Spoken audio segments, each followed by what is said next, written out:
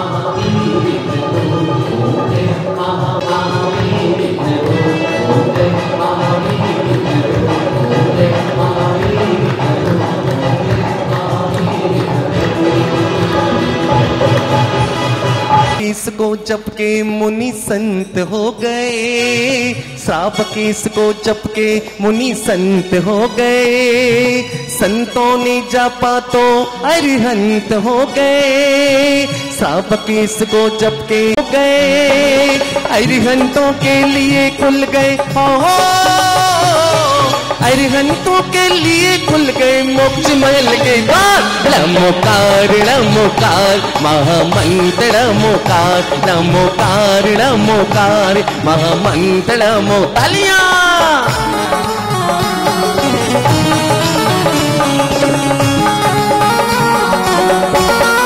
जय हो।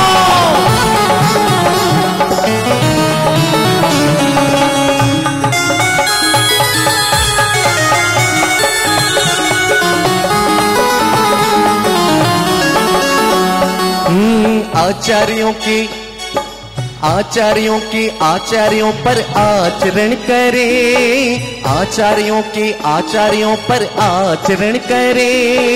उपाध्याय से आगम शिक्षा ग्रहण करे, आचार्यों पर आचरण। विषाद को हो नमन जगत के सर्व साधको हो ये बारंबार। नमोकार नमोकार महामंत्र नमोकार, नमोकार नमोकार महा। मैना सुंदरी की स्वामी, मैना सुंदर स्वामी की काया हुई कंचन। सेठ सुदर्शन को सूली से प्राप्त हुआ सिंहासन। मैना सुंदरी स्वामी की काया हुई कंचन, सेठ सुदर्शन को सूली से प्राप्त हुआ सिंहासन। सोमा ने किया जाप ओहो, सोमा ने किया जाप बिस्तर बना मणिहार। सोमा ने किया जाप बिस्तर बना मणिहार। नमोकार नमोकार महामंत्र नमोकार, नमोकार नमोकार महामंत्र नमोकार।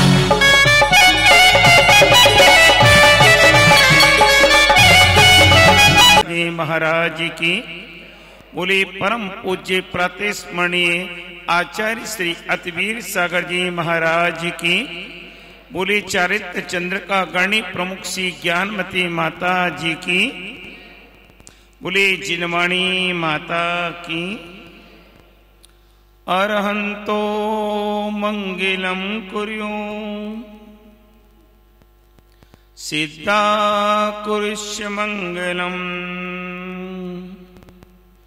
आचार्या पाटिका शापी साधवो सर्वमंगलम।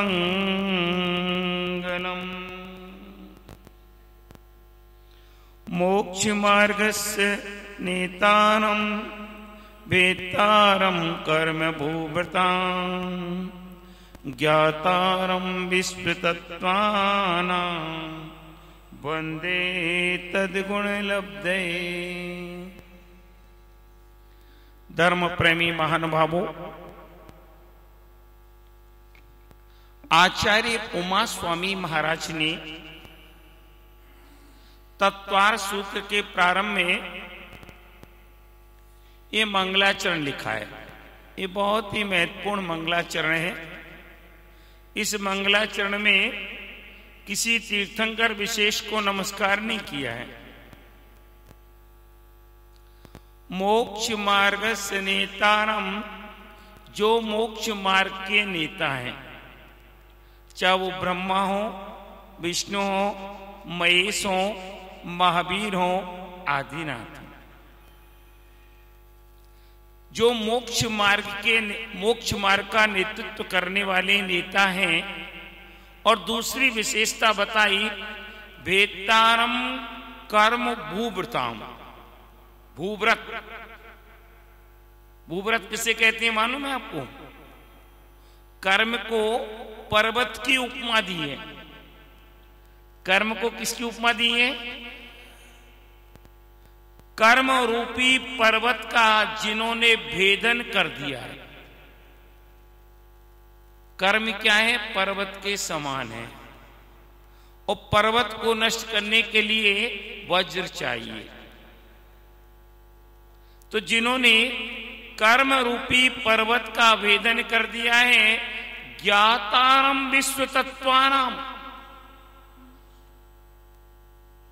और विश्व के संपूर्ण तत्वों के जो ज्ञाता हैं,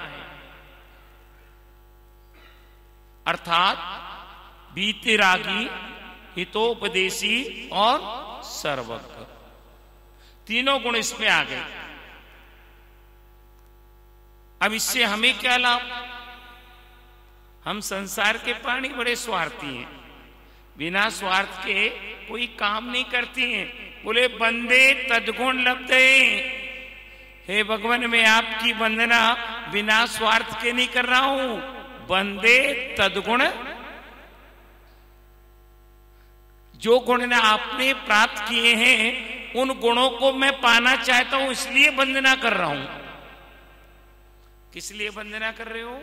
बंदे तद्गुण लब्धे, हे भगवान जो गुण आपने प्राप्त किए मैं आपकी वंदना उन गुणों को पाने के लिए कर रहा हूं। संसार का प्राणी बड़ा स्वार्थी है, बिना स्वार्थ के कोई काम नहीं करता है। स्वार्थ के वशीभूत होकर के हमने सबसे पहले नमोकार मंत्र में किसको नमस्कार किया है? किसको नमस्कार किया है? अरहंतों को। उसके बाद किसको नमस्कार किया है? सिद्धों को। अब मैं आपसे जानना चाहता हूं, अरहंत बड़े या सिद्ध बड़े हैं? हाँ जी प्रधान जी, बड़े कौन हैं? सिद्ध भगवान बड़े हैं, क्योंकि उन्होंने 8 कर्मों को नाश कर दिया है। अरहंतों के तो अभी 8 कर्म बाकी हैं, 4 कर्म अभी बाकी हैं। सिद्धों ने तो 8 कर्मों को नष्ट कर दिया है। तो अब जो बड़े हैं उनको पहले नमस्कार करना चाहिए। तो ये परंपरा पहले अरहंतों को नमस्कार की क्यों रही? क्योंकि सिद्धों से परिचय कराने के लिए यदि अरहंत भगवान की वाणी नहीं खिरती तो सिद्धों का परिचय कोई प्राप्त भी नहीं कर पाता। सिद्धों से परिचय कराने वाले कौन हैं? अरहंत भगवान। और हम सब स्वार्थी हैं, तो जिनसे अपना स्वार्थ सिद्ध हो पहले नमस्कार उनको हो। इसलिए नमो अरिहंताणम, अरहंत भगवान को हमने पहले नमस्कार किया। किसको नमस्कार किया? अरहंत भगवान को। स्वयं, और हम वास्तव में स्वार्थी भी नहीं बन पाए अब तक। स्वयं मीन्स स्वयं प्लस अर्थी, स्वयं मीन्स आत्मा। स्वयं किसे कहते हैं? आत्मा को। अर्थी उसका पुरुषार्थ। यदि वास्तव में हम स्वार्थी भी बन जाते ना तो भी आत्मा का कल्याण है। हमने अपनी आत्मा से अभी तक परिचय भी प्राप्त नहीं किया। किससे परिचय नहीं किया? किससे परिचय नहीं किया? जिससे परिचय प्राप्त करना था। ये मनुष्य पर्याय केवल आत्मा से परिचय प्राप्त कराने के लिए हमें प्राप्त हुई थी। केवल आत्मा के लिए, आत्मा के लिए, क्योंकि चारों गतियों में केवल एकमात्र गति ऐसी है, ये मनुष्य गति, जहां से चारों गतियों के रास्ते खुले हुए हैं। कितने गतियों के रास्ते खुले हैं? चारों गतियों के रास्ते। ये ऐसा जंक्शन है जहां से चारों गतियों के चारों ओर की गाड़ियां आपको मिलती हैं। बाकी में सभी में बंधन है। बाकी गतियों में बंधन है। नारकी चाहे मैं देव पर्याय को प्राप्त कर लूं तो असंभव है। नारकी मर करके नियम से या तो मनुष्य पर्याय को प्राप्त करेगा या तिरंज गति को प्राप्त करेगा। नारकी मर करके नरक गति को भी प्राप्त नहीं करता है, नारकी मर करके देव गति को भी प्राप्त नहीं कर सकता है। ये सिद्धांत है। देव चाहे कि हम पुनः देव गति को प्राप्त कर लें तो भी असंभव है। देव मरकर के नियम से या तो तिरंच बनेगा, ताते चे थावर तन धरो, वहां से चल करके एक इंद्रिय पर्याय में पहुंच जाता है पर नरक में नहीं जा सकता है। देव मर करके नारकी नहीं बन सकता है और देव मर करके देवगति को भी प्राप्त नहीं कर सकता है। नियम से बनेगा तो या तो पशु बनेगा, तिरंच गति में आएगा, या मनुष्य पर्याय में जाएगा। तिरंच चाहे कि मैं आत्मा का कल्याण कर लूं तो असंभव है। अब कौन सी गति बची है आपको? ये ऐसा जंक्शन हमें मिला है जहां से मनुष्य चाहे तो मर करके मनुष्य पर्याय को प्राप्त कर सकता है, मनुष्य चाहे तो मर करके तिरंच गति में जा सकता है, मनुष्य चाहे तो मर करके देव गति को प्राप्त कर सकता है, और मनुष्य चाहे तो मर करके नरक गति में भी जा सकता है। वो कोई नरक गति में भूल से भी चला गया ना, क्या कोई भूल से भी चला गया ना, तो 10,000 वर्ष से पहले तो इंटरवल भी नहीं है वहां 10,000 वर्ष से पहले तो छुट्टी नहीं है। कम से कम आयु है 10,000 वर्ष। कितने वर्ष की? 10,000 वर्ष की आयु कम से कम है। इतना तो रुकना ही पड़ेगा। और आचार्य उमा स्वामी महाराज ने बताया है, बहुआरम परिकृतम, आगे क्या है? बहुआरम परिकृतम नारकस्य, नरक आयु का कारण माना है बहुत आरम और बहुत परिग्रह का संग्रह करना। और हम क्या कर रहे हैं? सोचो, मैं नहीं कह रहा हूं, मैं नहीं कह रहा हूं, आप सोचो, जरा सा विचार करो। अब हम ऐसे जंक्शन पर बैठे हैं जहां से चारों गतियों के रास्ते तो छोड़ो, यहां से मनुष्य चाहे तो आत्मा को परमात्मा बना सकता है, अर्थात पंचम गति को भी प्राप्त कर सकता है। केवल मनुष्य पर आप सब बातें छोड़ दो, केवल उस समय का चिंतन करो, उस समय का मनन करो जिस समय ये जीव आत्मा माता के उदर में 9 महीने निवास करता है। कितने महीने? कितने महीने? उस समय हमने कितनी कसमें खाई थी, भगवान से कितने वादे किए थे, हे भगवान इस कीचड़ से मुझे निकाल दे, हे भगवान इस कीचड़ से मुझे निकाल दे। मैं ऐसा पुरुषार्थ करूंगा, ऐसा प्रयास करूंगा कि पुनः इस कीचड़ में,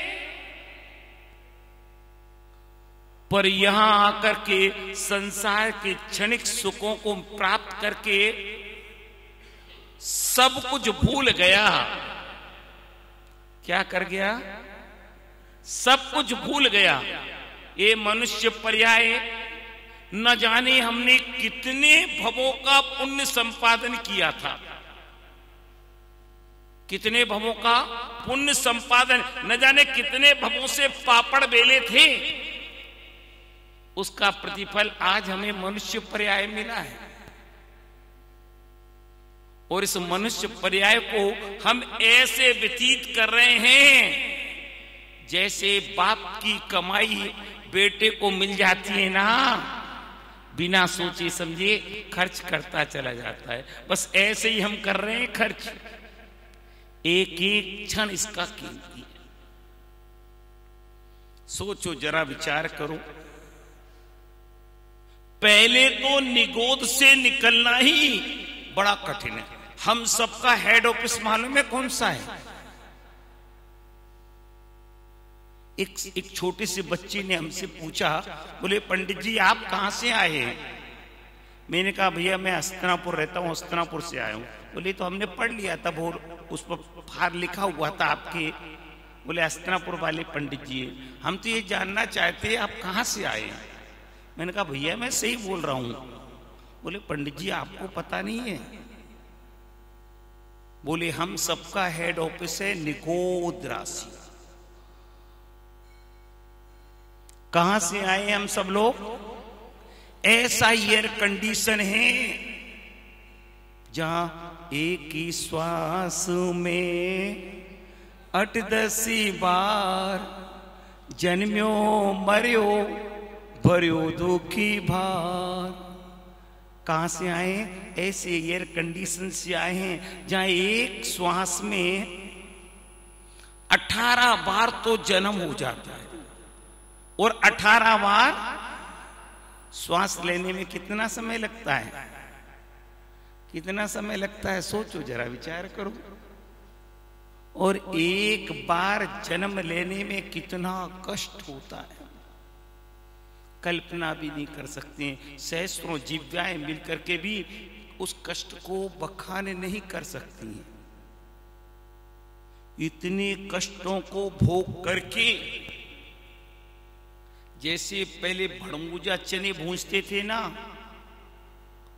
चने भूंजते थे, तो कभी कभी वो चने भूंजते भूंजते उसमें से कोई 2-4 चने उचक करके फूल करके बाहर गिर जाते हैं। ऐसे ही कोई, क्योंकि वहां पुरुषार्थ तो काम करता नहीं है, निगोद में कोई पुरुषार्थ काम नहीं करता है, कोई पुरुषार्थ काम नहीं करता है। केवल कोई भाग्य कैसा कोई उदय आ गया ऐसा कि वहां से निकल करके उस भाड़ से हम बाहर आ जाते हैं। और बाहर भी आते हैं ना तो धीरे धीरे एक इंद्रिय पर्याय प्राप्त करते हैं। एक इंद्रिय पर्याय पृथ्वी का एक, जल का एक, अग्नि का एक, वायु का एक, वनस्पति का एक। कैसी कैसी पर्याय को हम भोग करके आ रहे हैं। कोई सौभाग्य मिला तो 30 पर्याय में आ गए। 2 इंद्रिय की प्राप्ति हुई, 3 इंद्रिय हुए, विकल्प त्रय को प्राप्त किया, 3 इंद्रिय हुए, 4 इंद्रिय हुए, और थोड़ा योग बना तो 5 इंद्रिय पर्याय को प्राप्त किया।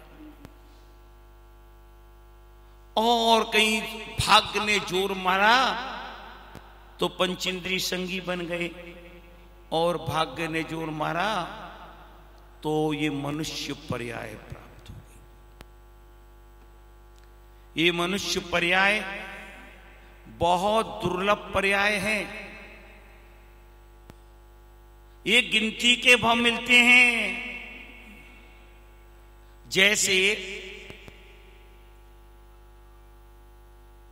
कोई व्यक्ति को सजा हो जाती है, सजा होने के बाद उसे पैरवी पर समय निकाल करके घर भेज दिया जाता कोई काम से। पैरवी पे छूट जाते हैं ना। अब उसके बाद क्या होता है? जब पैरवी का समय पूर्ण हो जाता है तो क्या होता है? पुणे जहां से निकल करके आया है उसे वहां जाना ही पड़ता है। वो जाए ना जाए पर उसे जबरदस्ती कोतवाल ले जा करके उसी जेल में पटक देते। बस यही स्थिति हम सब की है। ये कर्म रूपी कोतवाल, इसमें भी आपको 48 भव मिलते हैं। कितने भव मिलते हैं? मनुष्य पर्याय में भी 48 भव, जिसमें 16 भव मिलते हैं हमें नपुंसक पर्याय के, जहां कोई कायम का होता नहीं है। 16 भव प्राप्त होते हैं स्त्री पर्याय के और 16 भव प्राप्त होते हैं पुरुष पर्याय के। इतने समय में यदि आपने अपनी आत्मा का कल्याण कर लिया, आत्मा को परमात्मा बना लिया, तो समझो आपने मनुष्य पर्याय पाना सार्थक कर लिया। अन्यथा जहां से आपकी यात्रा शुभारंभ हुई थी वहीं हेड ऑफिस में आपको वापस जाना पड़ेगा। जैसे आपने पहले जमाने में अरहट चलती थी, नाम तो सुना होगा पर देखा नहीं होगा। अरहट में क्या होते, डिब्बे लगे रहते थे और वो कुएं से पानी बैल घूमते थे और वो अरहट का चक्र चलता था। जब वो नीचे जाते थे तो जल से भर जाती थी, ऊपर आकर के खाली हो जाती थी। बस यही अरहट की स्थिति हम सबकी चल रही है। 84 लाख योनि 4 गति रूप पर्याय में अरहट की तरह हम घूम रहे हैं। इसकी तरह, अरहट की तरह घूम रहे हैं। और अब मनुष्य पर्याय, अब भी हमारे पास मौका है। कहते हैं सुबह का भूला हुआ व्यक्ति यदि शाम को घर आ जाए तो उसे क्या कहते हैं, भूला हुआ। हाँ? कल्पना कीजिए, अब भी हमारे पास मौका है। हम अपनी आत्मा के लिए कितना समय निकाल रहे हैं, सोचो जरा। 24 घंटे में आप विचार करो, कम से कम ये तो होना चाहिए ना, 50-50 तो होना चाहिए। 24 घंटे मिलते हैं एक दिन रात्रि में, तो कम से कम 12 घंटे हमें शरीर को देना चाहिए। 12 घंटे कोई बात नहीं, 12 घंटे नहीं तो कम से कम 6 घंटे दे दो आत्मा के लिए, 16 घंटे शरीर को। और 6 नहीं दे सकते हो तो कम से कम 3 दे लो, और 3 भी नहीं दे सकते हो तो कम से कम 1.5 घंटा तो दे लो, और 1.5 भी नहीं दे सकते हो तो कम से कम आधा घंटा तो अपनी आत्मा के लिए निकाल लो। 24 घंटे केवल हम इस शरीर की सेवा कर रहे हैं। किसकी सेवा कर रहे हैं? केवल शरीर की सेवा कर रहे हैं। और इस शरीर की सेवा में 24 घंटे लगाए रखे। मैं आपको एक उदाहरण से समझाऊं कि उदाहरण कैप्सूल का काम करता है। किसका काम करता है? जैसे कड़वी दवाई होती है ना, तो डॉक्टर उसे कैप्सूल में भर करके देता है, वो आराम से लिया जाता है।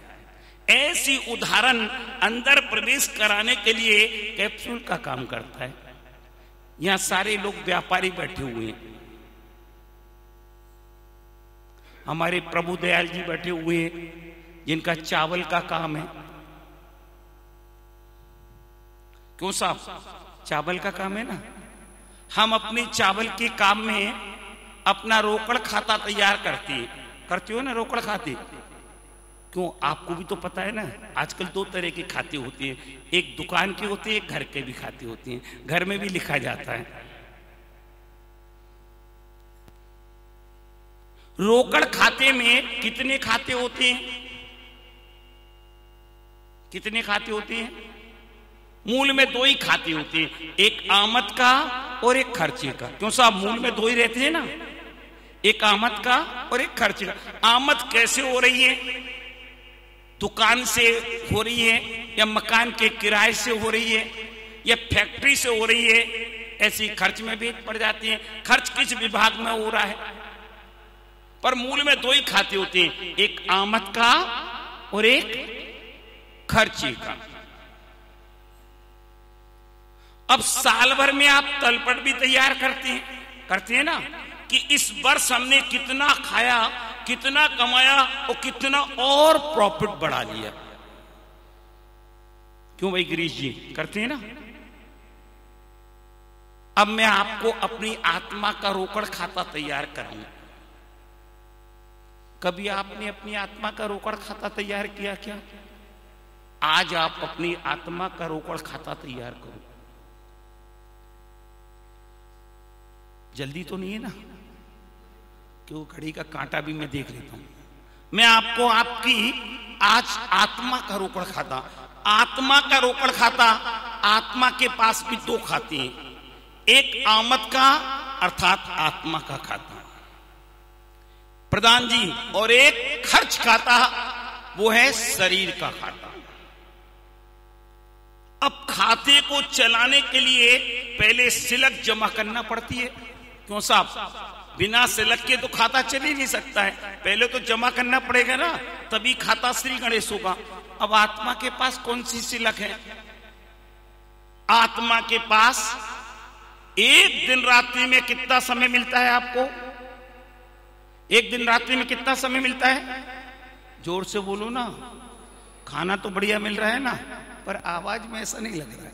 आज 14 भी नहीं है, कितना समय मिलता है? 24 अपने दिन रात्रि में 24 घंटे। लीजिए साहब, 24 घंटे हमने खतौनी कर लिए, जमा कर लिए। अब 24 घंटे में कम से कम 8 घंटे हम लोग सोने में व्यतीत करते हैं। क्यों साहब, करते हैं ना? ईमानदारी से बताओ।